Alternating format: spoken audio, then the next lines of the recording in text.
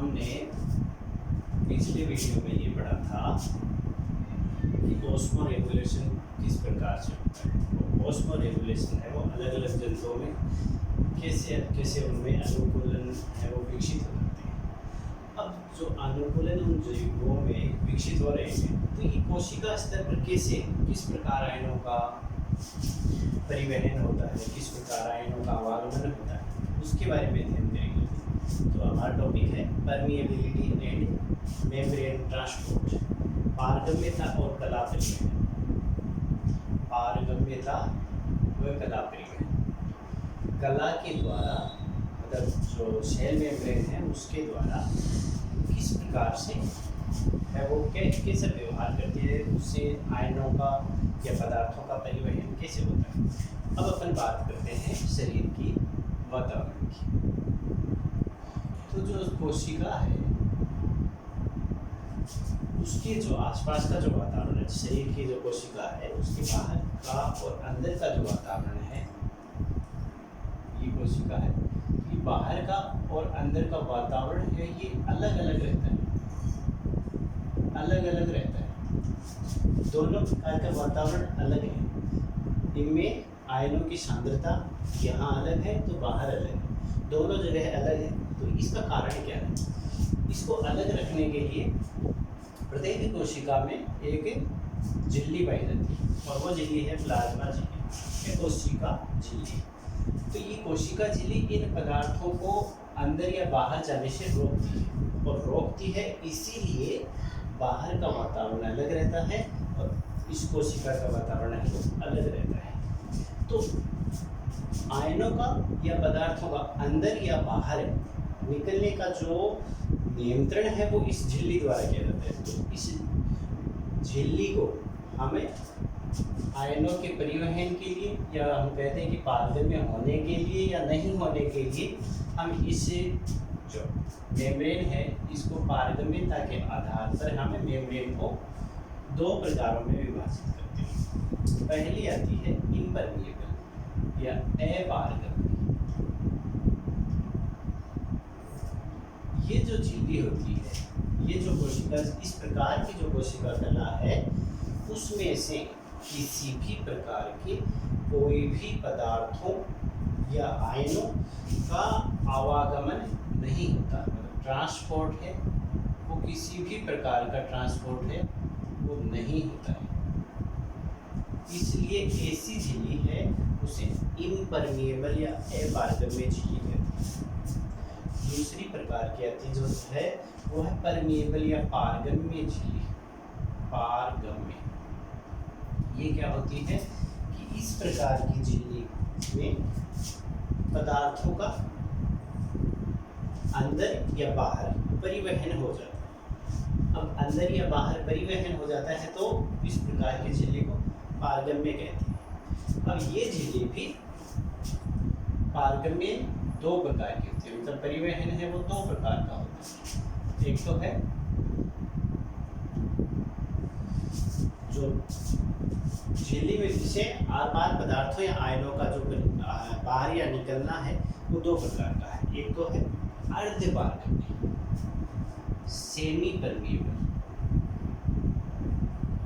Semi permeable,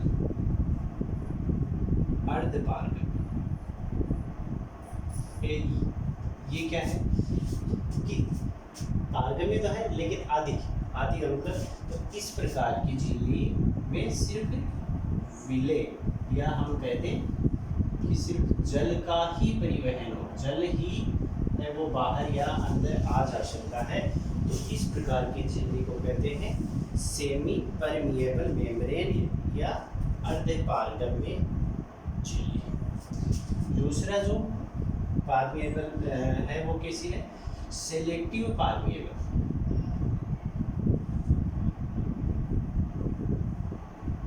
selective मतलब चयनात्मक पारगम्य प्रकार की। चयनात्मक, चयन का मतलब है कि ये कुछ विशेष पदार्थों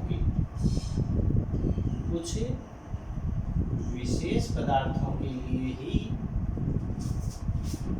पारगम्य होती है। मतलब सारे पदार्थ इसमें से आर पार नहीं जा सकते, तो ये कुछ विशेष प्रकार के पदार्थों के लिए पारगम्य है। तो हमारी जो कोशिका के बाहर जो सेल मेम्ब्रेन है या प्लाज्मा मेम्ब्रेन है, ये अर्धपारगम्य,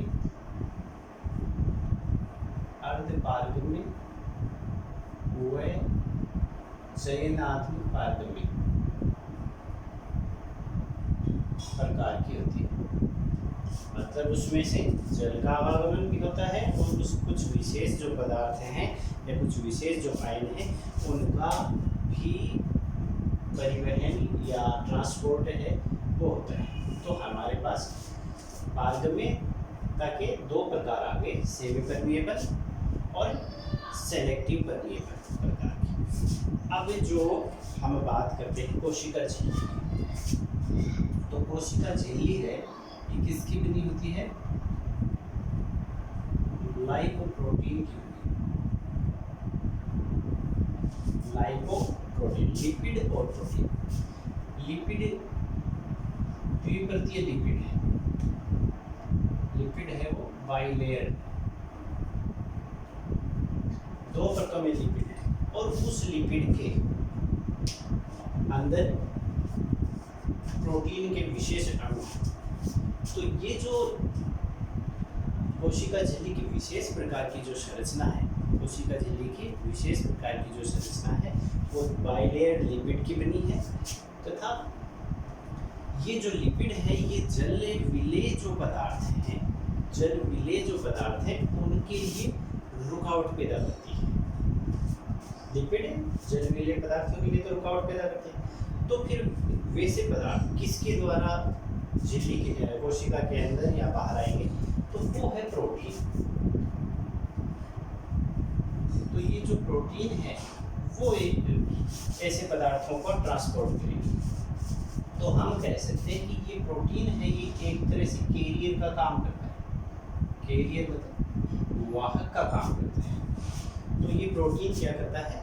ये वाहक का काम करता है और ये ही है जो पदार्थों को अंदर बाहर ले जाने में सहायता करता है।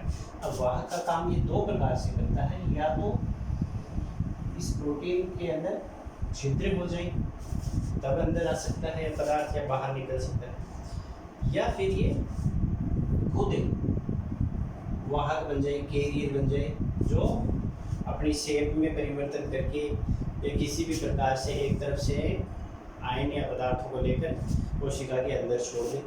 तो ये दो प्रकार से ये काम कर सकता है। अब ये जो पारगम्यता हमने देखी है, ये जो झिल्ली के लिए पारगम्यता है वो किसके ऊपर निर्भर करती है कि झिल्ली के अंदर कैसे कैसे कितने बड़े छिद्र हैं, उस हिसाब से ही पदार्थों का आवागमन होगा। बड़े छिद्र होंगे तो बड़े पदार्थ अंदर आ जा सकते हैं, या हम कहते हैं कि उनके ऊपर किस प्रकार का जो आने वाले जो अणु हैं या पदार्थ हैं उन पर किस प्रकार का आवेश है उसके ऊपर निर्भर करता है, या हम कहते हैं कि उस आने वाले अणु का आकार कैसा है। बड़ा आकार है तो वो अंदर नहीं आ सकता, छोटा है तो आसानी से आ सकता है। इसी प्रकार पदार्थों की जल में विलेयता, पदार्थ जल में विलेय है या नहीं है उसके ऊपर भी पदार्थ है वो कोशिका के अंदर या बाहर आने के ऊपर निर्भर करता है, या हम कहते हैं कि कोशिका की सांद्रता के ऊपर। अगर अधिक सांद्र कोशिका के अंदर सांद्रता अधिक है तो बाहर से विभिन्न लवण या साल्ट्स का आवागमन है वो मुश्किल होगा। तो हम उसकी सांद्रता के ऊपर भी ये बातें हैं वो निर्भर करती हैं कि किस प्रकार से पदार्थ हैं वो अंदर आएंगे या बाहर जाएंगे। अब जो अणुओं का हम बात करें, अणुओं का अभिगमन है वो दो प्रकार से होता है।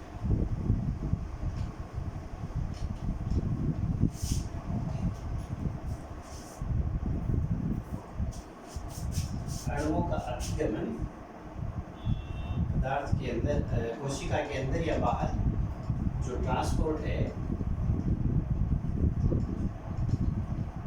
वो दो प्रकार से। पहला है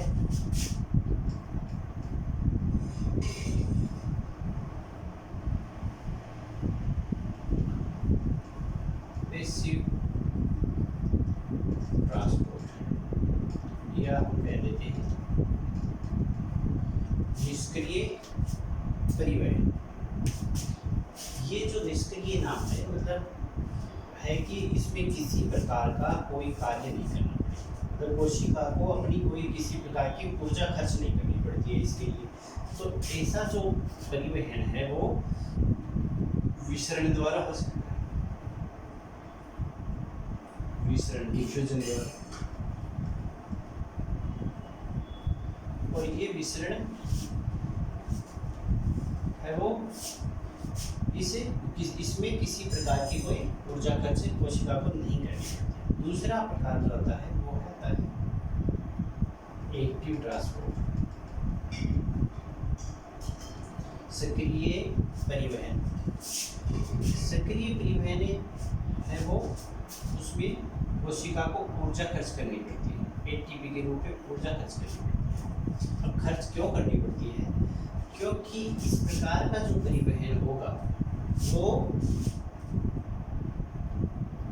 या तो कम सांद्रता से अधिक सांद्रता की तरफ अगर पदार्थों का परिवहन हो तो ऊर्जा उसको खर्च करनी पड़ेगी। जो विसरण होता है जैसे वो पदार्थों का परिवहन है वो अधिक सांद्रता से कम सांद्रता की ओर हो तो उसमें किसी प्रकार की ऊर्जा खर्च नहीं होती।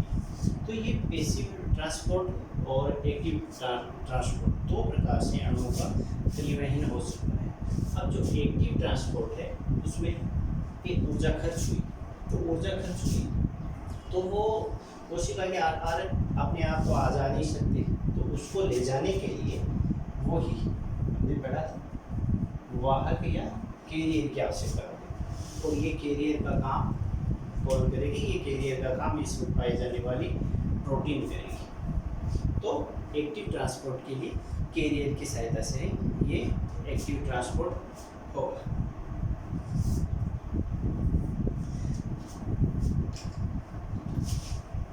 एक्टिव ट्रांसपोर्ट के लिए जो कैरियर है, हम उस कैरियर की बात की थी हमने, प्रोटीन की जो कैरियर है वो दो प्रकार से हमें उसको वाहक जो हैं वो ये कह सकते हैं कि वाहक जो होंगे ले जाने वाले जो कैरियर हैं वो दो प्रकार के हो सकते हैं। कौन कौन से हो सकते हैं? उनके प्रकार हम कह सकते हैं कि वाहक है,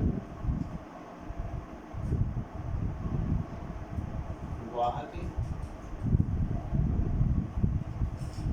दो प्रकार के हो सकते हैं जो पदार्थों को अंदर या बाहर ले जाने का काम करेंगे।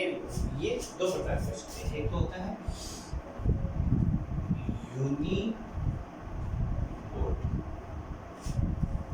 यूनिपोर्ट।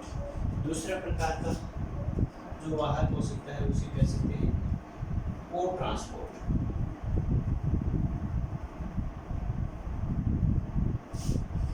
यूनि का मतलब एक या अकेला, पोर्ट का मतलब एक जाना, तो किसी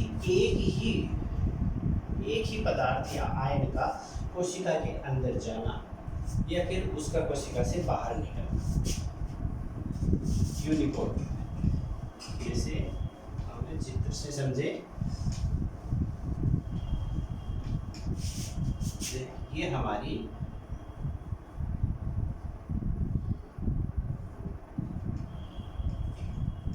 कोशिका झिल्ली की संरचना है। ये बाइलेयर लिपिड परत जिसमें जलरागी और जलविरागी शिरा होते हैं, बाहर की तरफ जलविरागी शिरा है। इनके मध्य में ऐसे आंतरिक रूप से ऐसे प्रोटीन है।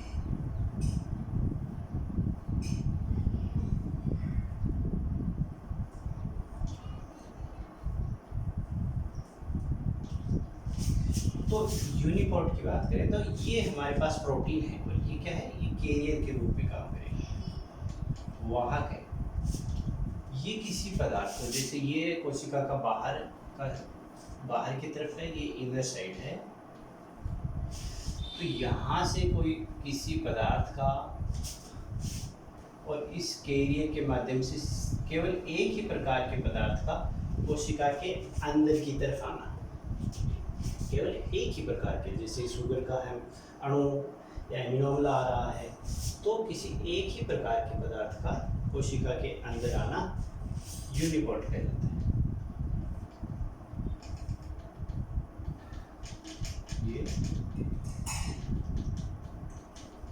ये बाइलेयर लिपिड थी। तो ये यहाँ कोई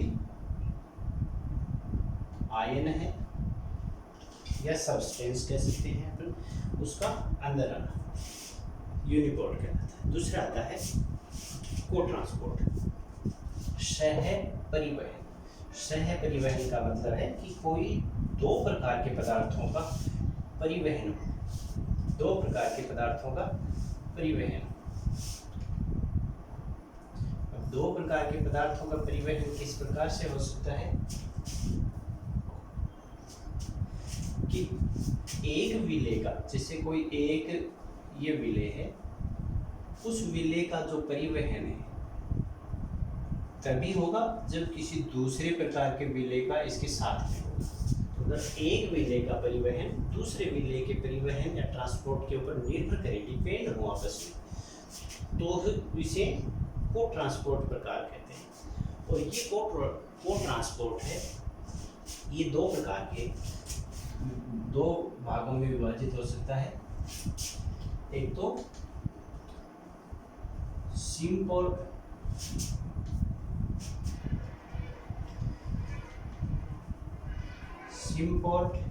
और एक होता है एंटीपोर्ट। सिम्पोर्ट, जब एक पदार्थ का परिवहन हो, जैसे ये इस पदार्थ का परिवहन होता है अंदर की तरफ, तो इसके साथ साथ किसी दूसरे पदार्थ का परिवहन भी अंदर हो जाए एक ही दिशा में, दोनों का एक साथ, तो ये हो गया सिम्पोर्ट। जैसे अपने कोशिका के अंदर बात करें तो ग्लूकोज हो, या जब सोडियम हो तो उसके साथ में ग्लूकोज का अणु है या एमिनो अम्ल का अणु है, वो अंदर परिवहन कर जाए। तो इस प्रकार का जो परिवहन बोलते होता है उसे सिम्पोर्ट कहते हैं। दूसरा आता है एंटीपोर्ट। एंटीपोर्ट क्या होता है, ये हमारी जो तंत्रिका है, न्यूरॉन्स हैं, उनमें दिखाई देता है। ये किस प्रकार का है कि कोशिका या न्यूरॉन के अंदर सोडियम का तीन अणु जो सोडियम के होते हैं वो अंदर प्रवेश करते हैं। तो उनके प्रवेश ये तभी करते हैं जब बाहर की तरफ दो पोटेशियम के अणु चले जाएं। तो इसके अंदर आने का और इस अंदर आना है वो इसके बाहर जाने के ऊपर निर्भर करता है। तो इस प्रकार के जो परिवहन हैं उसको एंटीपोर्ट बोलते हैं। तो ये सोडियम पोटेशियम पंप जो होता है हमारा न्यूरॉन के अंदर, उसमें ऐसी कंडीशन दिखाई देती है कि जब 3 सोडियम के अणु आते हैं तो दो जो पोटेशियम है वो अंदर से बाहर निकल जाते हैं। अब हम आगे इसका विस्तार से जो अध्ययन है, हम सक्रिय या निष्क्रिय परिवहन है, उनका हम विस्तार से अध्ययन करेंगे।